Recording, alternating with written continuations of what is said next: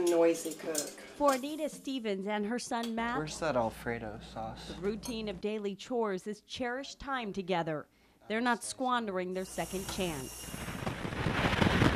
I could feel the stings of debris hitting me.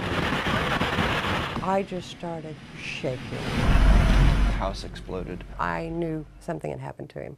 May 22nd, 2011, a violent churning fury cuts through Joplin's heart. An anguished mother I crawled through rubble, I climbed over it. frantically scours through tangled trees, shredded steel, and broken bricks to find her son. There were his car keys laying on top of a pile of rubble.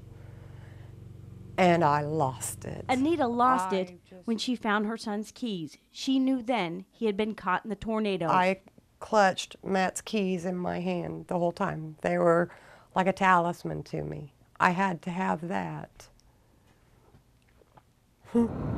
It wasn't until morning's light when Matt's parents learned he was flown to a hospital hundreds of miles from the chaos. They raced to his bedside. We walked in his room, and I took one look at him, and I said, "That's not my son." He was unrecognizable. His whole entire body was swollen 2 to 3 times what it normally is. It was Matt, kept under a medically induced coma to ease the trauma from all the surgeries he would endure. We are so lucky because we didn't lose our son.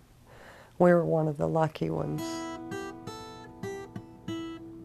Although time has eased some wounds, a throbbing ache etches up the railroad track on his forearm and stabbing pains course through his leg.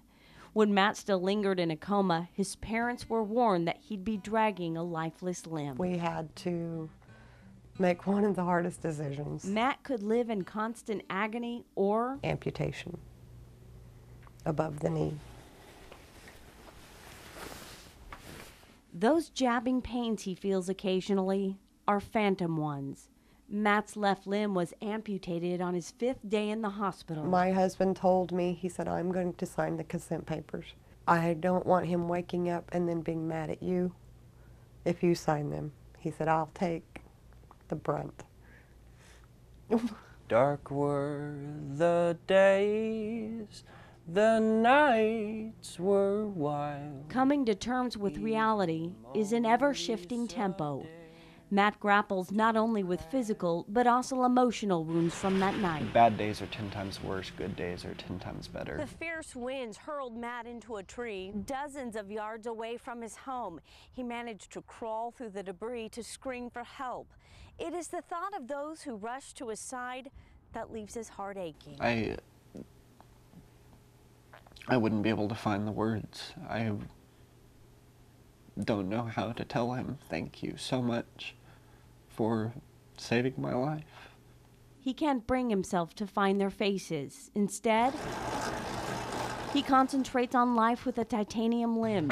He pushes through physical therapy, determined to master the joys he and his dad once shared. I needed to keep going. There's a rhythm to moving forward, but like that spring night a year ago, the pace How you doing? Pretty good. is often set by chance. Last time I saw you, I loaded you in a pickup. I didn't expect to see you. It's one of the men who saved Matt. I need to thank you. I've been meaning to call you or something for months, but I don't know what to say. You didn't have to say anything. If it had been me, you'd have done the same thing. So the only thing I can tell you is my eyes could not, my mind couldn't comprehend what my eyes saw, and it still can't. Matt didn't mention losing a limb. He thanked him for saving his life. I'm glad to see you. Glad to see So, you too. His emotions are raw, but given a fraction of time, a burden is eased and a measure of relief sets in. It has restored my faith in humanity. Words do not exist to describe how thankful I am.